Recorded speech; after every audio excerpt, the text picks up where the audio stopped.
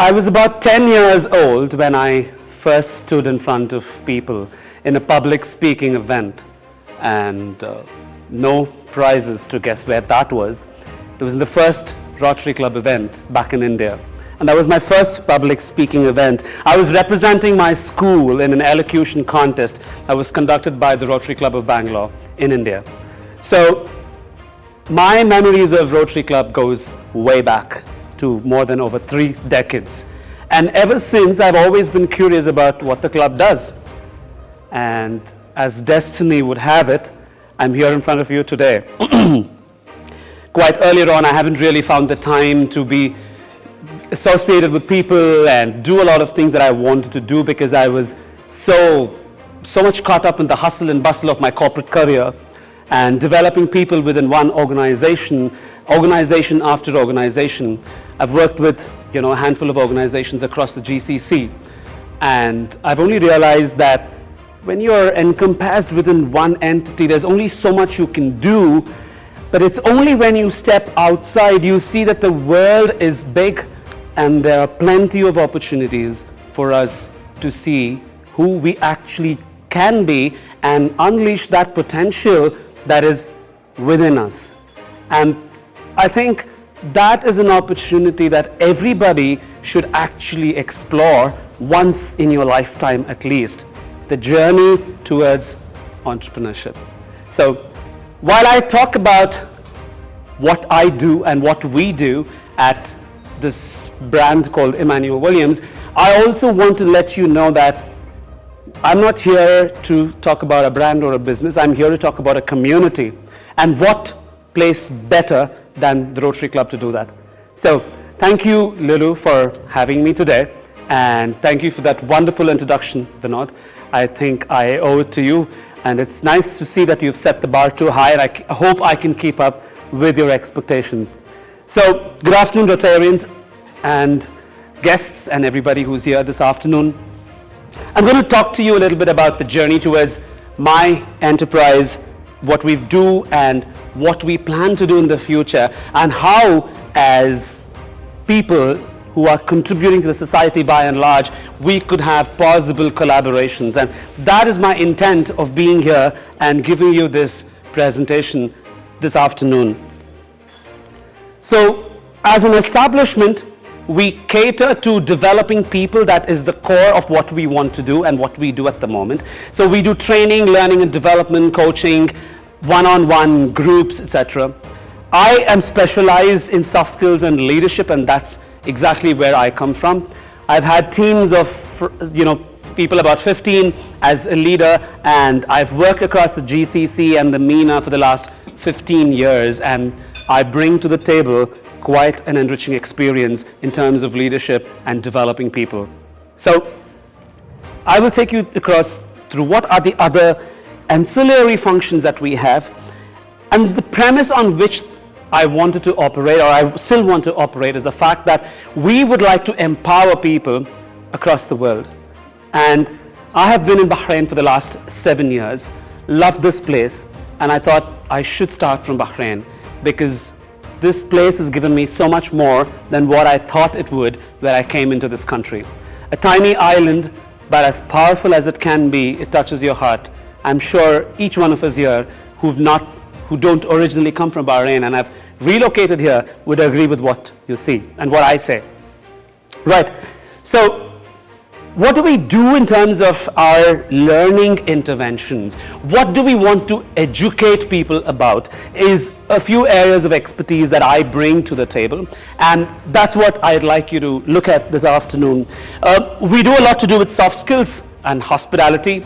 We also cater to leadership that you can see. Motivation and morale.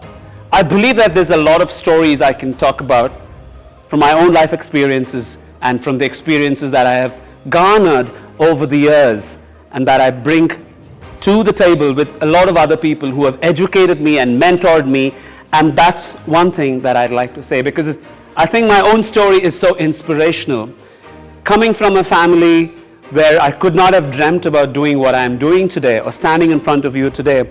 I come from a very middle class family in India, and I'm not ashamed to own that up, because like all of you would know, or most of you would know, we are a population of 1.4 billion people striving to get ahead. And when you do that, it's not an easy task. So, yes, it's not been an easy journey, but that story is for later. Mental health.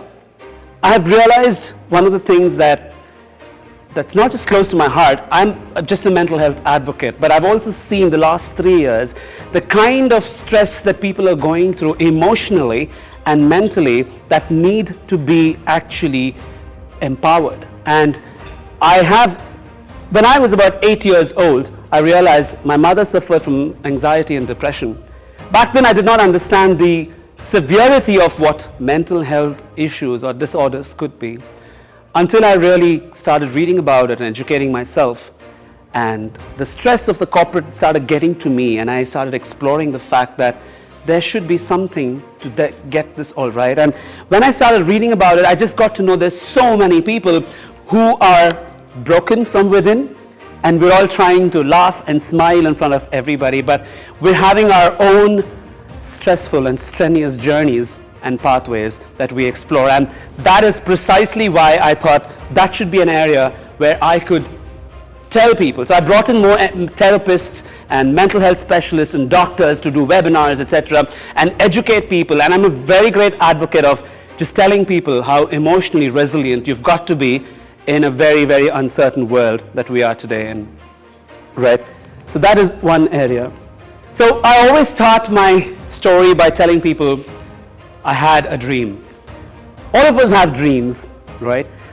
When I walk into a room and I start speaking to people and I ask them, what is your dream? Like I'm going to ask you. If someone can just tell me, what is your dream that you still think about and that you feel that you've not achieved? And you think you're either on the way to it or you're probably exploring the opportunity. Anything. It could be relationship, it could be career, it could be travel, it could be hobby, it could be anything. A dream that you still think that you have to pursue. Anybody? Lulu, you want to go first?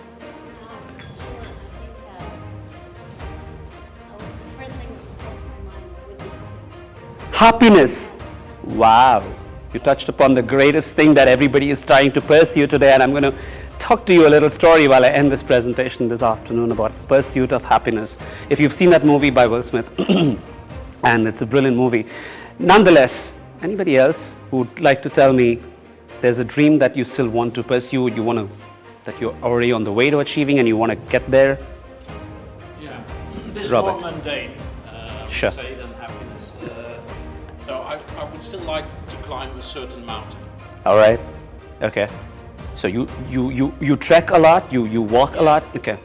Okay. And the older I get, I know that it becomes really a dream and difficult to realize. Right. I mean, there are a lot of stories where people climb mountains and they talk about their experience, and that's very enriching to understand. I was just recently reading an article about somebody, I think it was a Saudi national or a Qatari national, who happened to climb Mount Everest, and he lost 3 of his fingers because of the frost, and he had to get operated. So, it's never too late to attempt your dream and pursue it, and that's exactly why I'm standing here in front of you to tell you about that. Anybody else? Yes, Khalil. When I grow up, I want to be a great businessman. Wow. When I grow up. Thank you for bringing me to the point that I wanted to tell you. Because every time I enter a room and I ask people, let's say people of young age or people who are in their middle age, and they ask them, what do you want to do? 75% of them would put their hands up and say, I want to have a business of my own, right? It's quite common. If you ask anybody, what is your ambition in life? 10 years from now, I do not want to work for somebody. I want to do something on my own. But 10 years down the line, you meet these people and you ask them what you did. They really haven't done much to pursue their dreams. Why?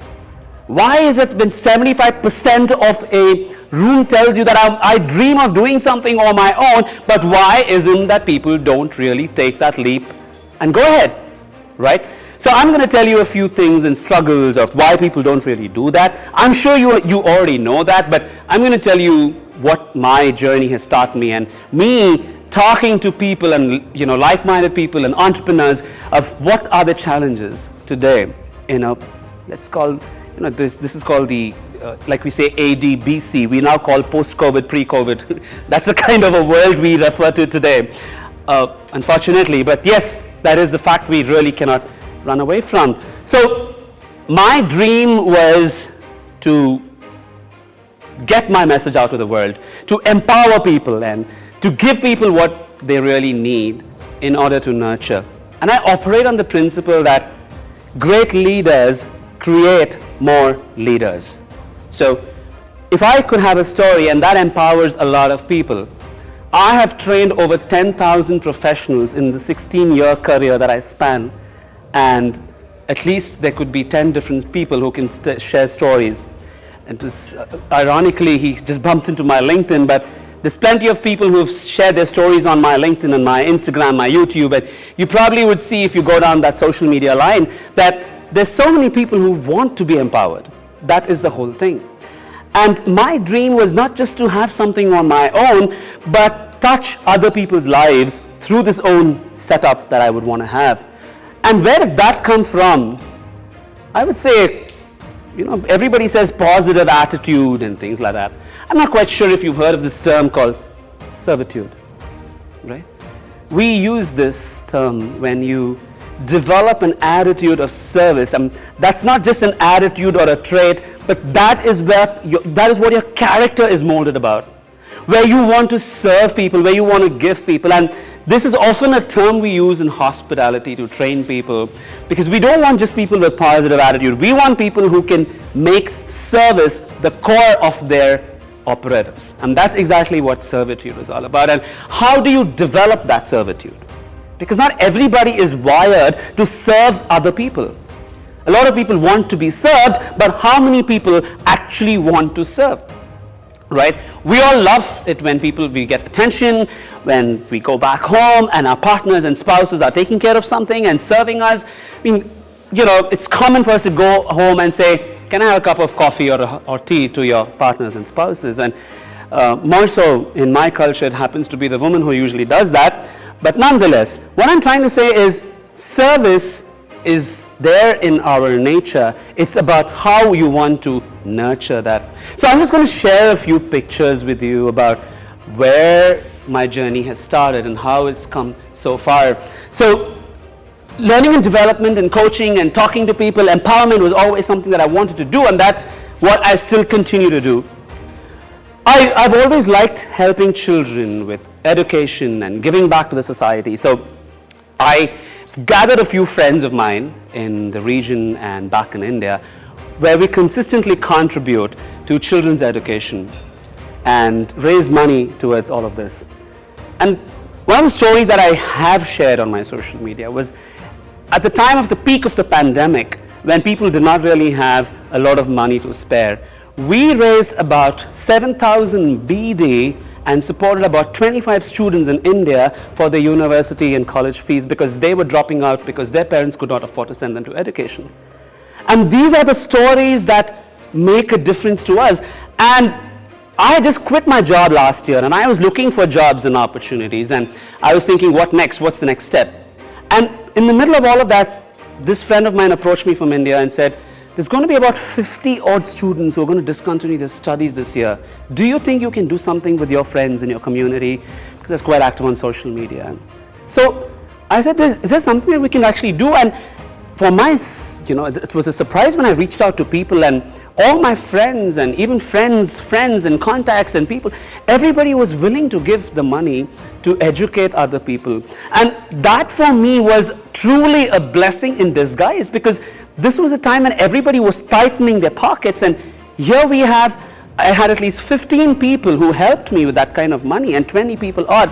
And there were people who gave me like as less as 5 BD, and to people who actually gave me about 500 BD. But that is what it is, right? It's the thought that's important. It's not really the money or the amount, but it was a thought that this is what I can do from my side. And that made a difference to almost 15 to 20 students who are still studying back in India. So these are the inspiring stories that I carry with me when I talk to people. And the aim is to then expand this community, this intent, through like-minded people and through people who want to give back to the community. And one of the common stories I often share in my speeches and motivational speaking is, if you've actually studied in a management school, you would have gone through Abraham Maslow's hierarchy of needs, which is quite a common, model that we study about what motivates you. At the bottom of all of that, you will see what motivates a human being is basic food, shelter, water, living, etc., etc. And then there's about 6 levels that goes up. And at the top of that triangle or the level, you would actually see something called self-actualization. This is where all your needs are met. And you are at the top where you really don't know what makes you happy or what makes you a great person, what's going to motivate you next. And this is where Abraham Maslow says self-actualization is reflecting, introspecting, and seeing what you can give back to other people. And that is when you've achieved the top level of motivation and happiness, which a lot of people are still pursuing, right? So that's a little bit about that. And my journey towards entrepreneurship, everybody says, it's easy to, everybody at least thinks that it's a little easy to probably get onto a business. But if it was so easy to start your own business and do something on our own, why wouldn't everybody be already doing that? So if you go on social media, a lot of people will share these rags to riches story. Oh, I became a billionaire in the last 5 years. But that's not true. I mean, that's really not true, right? If that was so easy, why would we all not pursue that? Exactly, right? So my journey is about dreaming and envisioning, right? One of the things that we teach people in mental health or in positivity, in all of that, is you envision where you want to be. You picturize in your mind. You have the clarity towards your goals and you work towards that. When you've envisioned something in your mind and you ask the universe to give you that, it comes across to you in your journey and it all falls in place eventually. So the one thing that you have to do is to envision where you see yourself, where you could be 30, you could be 40, you could be 50. I still think age is just a number, right? So envisioning and dreaming is not something that is not doable or is not something very new to us as human beings. When something is said to you, you imagine in your mind. So why don't you imagine about your goals, your dreams? And that was what I did in my journey. I learned a lot. I think ever since 2020, I have transformed the way I started thinking about the world, because there was so much uncertainty. There is so much of uncertainty even today. We don't even know what will happen tomorrow, what's going to happen, what regulations are going to come in tomorrow, which country is going to close its borders tomorrow. We really don't know. We're living in such an uncertain and a volatile and a complex world. So where are we going to go with this, right? So it's just that you need to understand that every experience is a learning experience. You might succeed, you might not succeed, but at least you have learned something. Every person, every situation is teaching you or helping you understand and learn. So this was a little bit about the second step, and it was a huge transformation from within. I started asking myself, what exactly are we going to do? Because you can't change the world. You have about 8 billion people. You're not going to be able to make everybody happy. But what is it that you can do within the periphery of where you operate? And that's exactly where I started thinking and reflecting. And I was this huge corporate person, always running after results and numbers and, and telling people pushing people all the time. And then I realized that that's not really what gave me happiness. It did give me happiness, but it did not give me the contentment that I thought I was going to get. So then I moved on to starting Immanuel Williams as a brand. So it wasn't easy. I said I'm going to make a difference, and I've had people who helped me, especially Aditya, my business partner, and many other people who have come together. The universe brings in people amazingly, and this country, I could not thank Bahrain more than I do many times because this country has got such lovely people who have contributed to where I am today.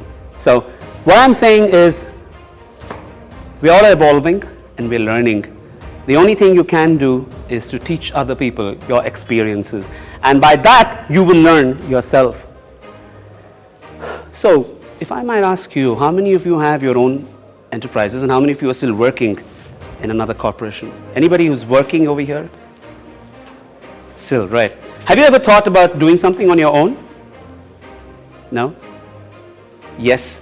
So, Robert, what actually stopped you from doing that? Taking that leap of faith or going ahead? What actually stopped you? If I may ask you. Yeah, I don't have an answer to that. So maybe, Right. maybe seeing. I did together with my father, and then Okay. a number of years. Okay. I saw how difficult it was. Okay. Okay. At home, we had a business, and All right. then Sure. I moved to a corporate organization because I thought the stress what brings entrepreneurship is. Do you regret it?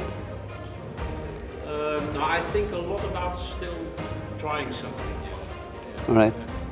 Yeah. Anybody else? Lulu, have you ever thought about doing something on your own? And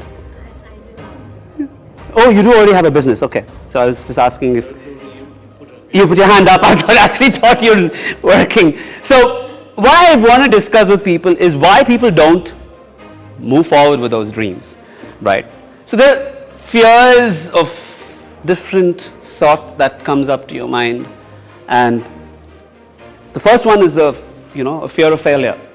I don't know if I'm going to succeed, right? I might have mortgages, I might have loans to pay, I might have mouths to feed. I don't know if I'm going to succeed. I don't have the window to do that. That's one area. Losing what you have. What if I get into something and I start my business and I lose what I have as well? Because I'm going to probably invest my time, my money, my efforts from the resources I already have. So that's one fear. What if I don't really reach my dream? I've spent 5 years and I'm still staggering somewhere. I don't really know what I'm going to be doing. So people have different fears. Do I have the required skills? Do I know what it takes to run a business of manufacturing or anything, textiles or hospitality? People want to get into business, but do I have those skills? Because every business requires a certain level of experience and skills so that you can get to the front a little more faster. So that is important. The fear of the unknown, just this fear of uncertainty. And in 2020, I think that was a reality check for all of us that nothing is certain anymore, right? It's like you can make plans, but you don't know if those plans are going to materialize. You don't know if you will be able to, say something concretely that 3 months down the line, we will do this. It's a very difficult proposition to make in today's world. If you ask me, I find it very difficult to commit to anything and say, 6 months down the line, we will be able to execute this plan. I'm not quite sure if I can say that statement like I said it before 2020. So that's a little bit of what it takes for people to overcome fears and what resilience it takes. And it takes a lot of that, the risk factor. How much of the risk appetite do you actually have, right? And for a lot of us, human beings, we don't like risks, we don't like uncertainties, we don't like ambiguity because that's how we're structured, that's how we are structured, and that's our mindset, right? You want to go on the road and you want to have a safe drive, but if you don't, it's an accident, it's a mishap, astaghfirullah. I mean, I'm not saying anything, God forbid, but what I'm trying to tell you is that we are in a world today where it is not where even though it's structured, you really can't adhere to it. So some of the statistics. So one of the things that I wanted to share with you as to why I got into this is a lot of reading took me here, right? And if you actually look at the statistics that we have that I wanted to share with you, over 2.5 billion people are falling in the category of Gen Zs. Who are the Gen Zs?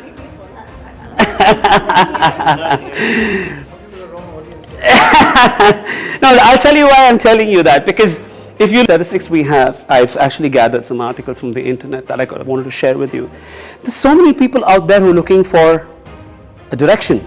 They're looking for leadership. They're looking for someone to show them the potential, etc., etc. That's one reason why I got into doing what I'm doing right now, is to empower the young people and the adults who are looking for a certain direction, right? A lot of them don't even know how to structure a CV. You would be surprised if you look at the kind of people you would advertise for a job position and the kind of CV they would bring to you today. I'm not here to say that, we're better than everybody else, but there are better ways of doing things and somebody needs to show them the way. And that's exactly what I want to do, and I've taken it upon myself, like many other people in this world, and pursue that journey. So this is the next one, right? Thank you. Can you go back to the same slide, please? Yeah. So over 4.5 employees in the US quit their job in March 2022. This is just 1 month. That was the latest statistic that I found. Why? Because of the kind of culture in their organization, the kind of bosses that they had, and this is still contributing to the, what we were talking about, the Great Resignation, if you've read about that. So it's all about why people are leaving organizations. Because of the kind of people we are dealing with every day, the kind of people who make promises and they don't want to deliver those promises, and you're tired of that, and people are just leaving because they don't want to tolerate that anymore. And who do you think are the people who are mostly quitting their jobs in today's world? Which category of age or group are we talking about? The Gen Zs, right? People who are born after the year 1990 until about 2000, the early 2000s, because they don't want to take it anymore.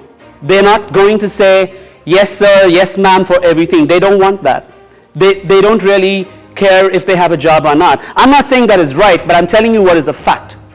So the point is, unless you change your leadership culture in your organizations, you cannot retain these people anymore, because that's the kind of mindset they come with. And having led so many people and nurtured so many people, I understand their mindset to a large extent. And that's why I've taken it upon myself to provide corporations and other people who are looking for such leadership coaching. And that's something I would love to explore with all of you. So, another statistics.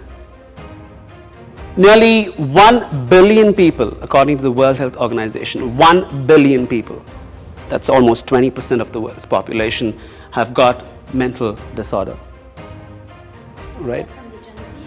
No, that's in general. That's in general. That's about 1 billion people in this world who are going through mental stress and mental disorders, and we still have a taboo when you're going to say, oh, I have mental stress, I have a problem, I have anxiety, I feel sad, I feel low. No, we don't want to talk about it, because you're going to be pursued as somebody who's weak. And that's exactly what has been told to you over decades and generations.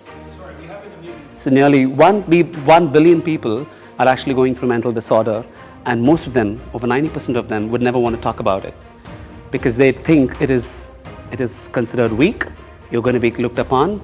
Nobody will give you a job if you go and tell them, hey, you know what, I can't take stress a lot. Who's going to hire you if you say that, right? So we're still having this taboo that we're going through in terms of mental health, and that is what I want to try to break. I want to try and break as much as possible and try to bring these topics into the table that we can talk about and tell, hey, if you're going through something, I want to support you. I want to be there for you. And if I can't be there, I will tell you who you can go to and get some information about and understand. And people don't want to meet a psychologist, a therapist. I have my own family members who think that if you talk to somebody about your problem, if you talk to a doctor, that means there's something wrong in your head, right? So because that is the whole taboo we have. We've been told, and if you come from a patriarchal culture, it's even worse. The man is never supposed to be crying, right? The man is the stronghold of the house. So the point I'm trying to make here is, how do we break through these stereotypes and taboos and make this world a better place as one another? And that is what we want to do at Immanuel Williams as a personal brand. Over 652 million people across the world, this is the statistics taken pre-COVID, are currently living in poverty, less than $2 income a day, and half of them are only in India and China. So half of them, 50% of that. So 50% of the world's poverty comes from actually India and China. So you can imagine how terrible that is, because we're so hugely populated and we do not have the means to feed the mouths and take it to the next level. Although we are both economies are super developing economies in the world, there's no doubt about that, and they're going to accelerate in the next 10 and 20 years. But by the time we close that gap, we're going to have more people and more people. So it's not an easy journey getting there. And what are we going to do as collectively to solve sort of these issues that we are seeing across the globe? So the reason I have got into what I'm doing is because I want to collaborate with people who are like-minded, get the message across, whether it is the aged people or the orphanages or people who can't afford food or mental health and the social issues that are really crippling our growth as a species. And that's exactly what I want to try and bring to your notice today. So what do we want to do in the future?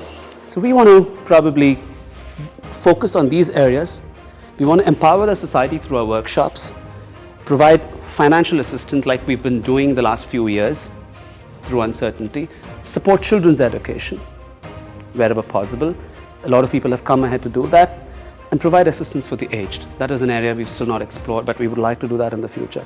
So these are some of the things that probably would resonate with all our Rotarians that are seated over here, because Lulu and me have been talking about how we can do things together and all of that. And I would love to be a part, brand aside, business aside, would love to be a part of your team that is already involved in so many different events across Bahrain and explore the opportunity of doing that.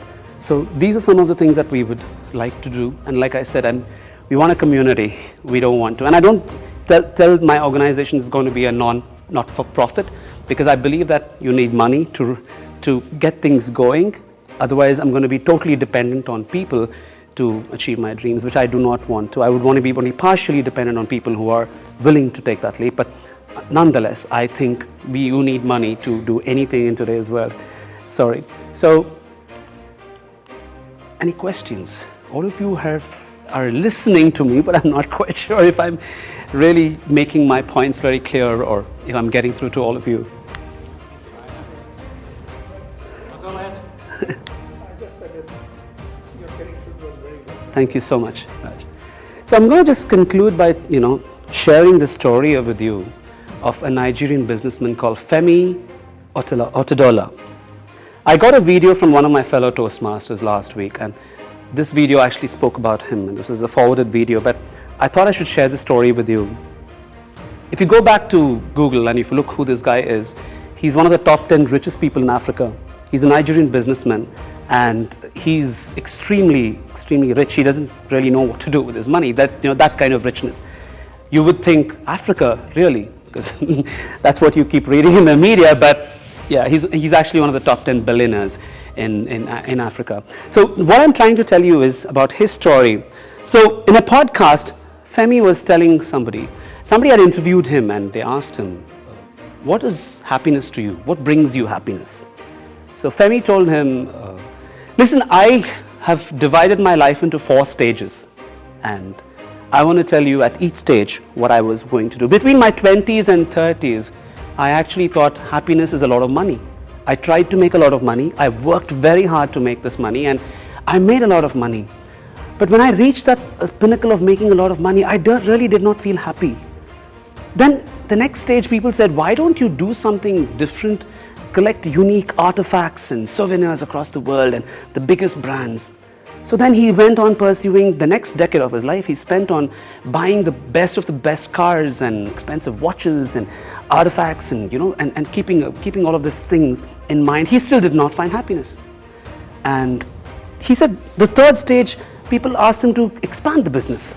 They said, why don't you expand your business, acquire more? And at this stage, he was supplying about 95% of the diesel in Africa. He was a sole supplier and distributor of 95% of diesel. And he said, I made so much money, but I still didn't find happiness. So what's the last stage? So there came a point in his, in the last stage where he talks about, he said that one of his friends actually told him that there's a nearby orphanage with handicapped children, and they're looking for wheelchairs for their, for the orphanage kids. why don't you donate some wheelchairs to the orphanage? He said, oh great, I don't mind doing it. He wrote a check. But his friend said, no, I don't want a check. I want you to buy the wheelchairs. I want you to come to the orphanage, meet the kids and hand it over to them. He said, okay, let me do that. And he never said no. So he went and bought these, wheelchairs and went to the orphanage and he donated them to the kids, and that was so overwhelming for him. But wait, the story is not over. So what happens is that as he steps out of this orphanage and he's thinking to himself, what a great thing to do. There comes a girl in the wheelchair, one of those girls from the orphanage. She comes in the wheelchair and she comes in front of him and she gets out of the wheelchair, comes crawling in front of him and catches his feet. Why is the question. This girl said, I want to see your face so that I remember and register your face, that when I go to heaven, I can still thank you for your help. That is the kind of stories that brings us happiness. And he said that was the first time in his life ever he was truly happy. So, my dear Rotarians and my supporters, I'm going to leave you with this story that bringing happiness to other people actually means doing something back to them. And that does not have to mean that you need a lot of money, it's just the intent. Right? I do not have a lot of money, but I had a lot of people who supported me to do what I wanted to do. Because there are a lot of people who want to do it, and you have to find the positive ones among the ones that don't want to do it. So my opportunity of being here, and I'm very honored and privileged to be in front of all of you. And I look forward to meeting all of you once again. But what I wanted to share with you is that we are looking for people who can support us, whether it is training, coaching, empowerment, taking the message across to the world in whatever ways we want to. And I believe we can do that best when we do it together. Okay? Thank you so much. Thank you.